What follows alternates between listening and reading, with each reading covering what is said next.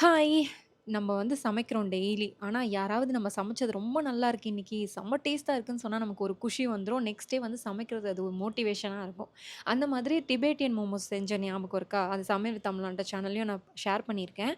அந்த ரெசிபி வந்து திடீர்னு அங்கிள் செஞ்சு குடுமா அப்படின்னு கேட்டிருந்தாரு. போன சண்டே செய்யும்போது நல்லா திருப்தியா சாப்பிட்டு ஃபேஸ்லயே தெரிஞ்சது அவரோட ரியாக்ஷன்.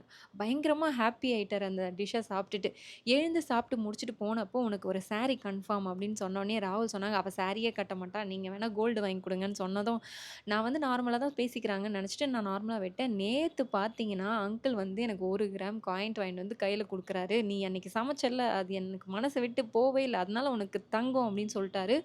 எனக்கு வந்து நம்பவே முடியல.